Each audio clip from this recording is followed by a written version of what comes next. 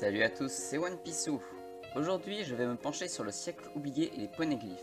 J'ai rapidement parlé de ce sujet dans mon top 5 des plus grands mystères de One Piece. Dans cette vidéo, je vais expliquer ce qu'est le siècle oublié et les poneglyphes, ainsi que le lien entre les deux. Allez, c'est parti.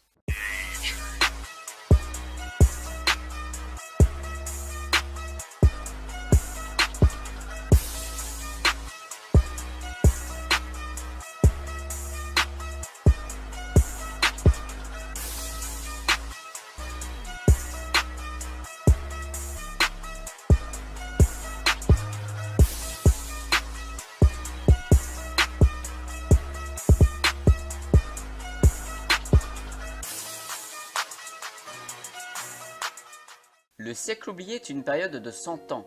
Elle se situe il y a 800 ans des événements actuels. Les informations et les preuves de ce qui s'est passé pendant ce siècle ont été détruites par le gouvernement mondial. Les seules traces qui n'ont pas été détruites, ce sont des mystérieuses stèles éparpillées dans le monde appelées poneglyphes.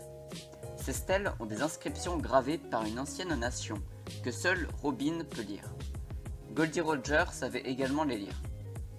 Il y a 3 types de poneglyphes. Les poneglyphes antiques qui révèlent les passages de l'histoire antique et donc du siècle oublié, ainsi que des messages écrits par des personnes appartenant aux temps anciens, comme celui de Skypiea qui indique l'emplacement de Poséidon. Il y avait également une inscription de Gold Roger. Il indiquait qu'il porterait le texte à destination.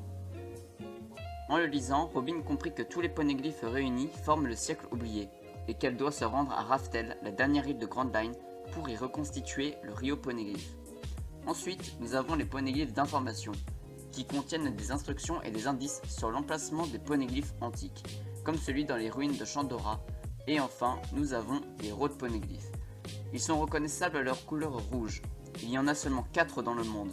Chacun indique un emplacement qui, combiné à ceux des autres poneglyphes, permettent la localisation de Raftel, comme celui à l'intérieur de l'arbre de la baleine, ou celui en possession de Big Mom.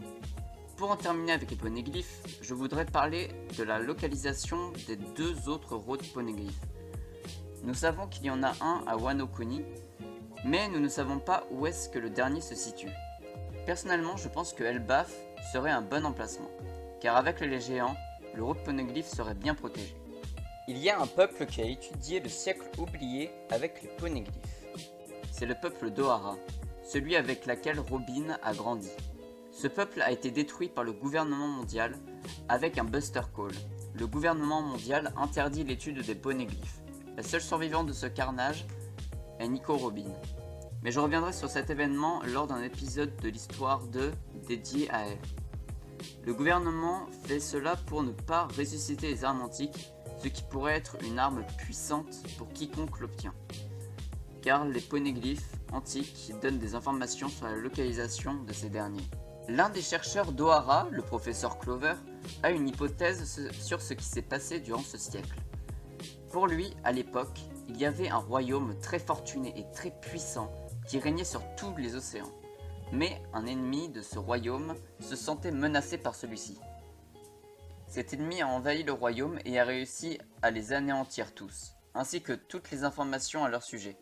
La fin du règne de ce royaume a donc marqué la fin du siècle oublié. C'est ainsi que le gouvernement mondial fut créé. Cette théorie a du sens, car si c'est ce qu'il s'est vraiment passé, le gouvernement mondial aurait une autre raison d'interdire l'étude des poneglyphes, puisqu'ils ont anéanti le royaume qui régnait sur le monde il y a 800 ans, ce qui serait mal vu des civils. Merci d'avoir regardé cette vidéo, n'hésitez pas à mettre un pouce bleu si vous l'avez aimé, et à vous abonner à ma chaîne. A bientôt.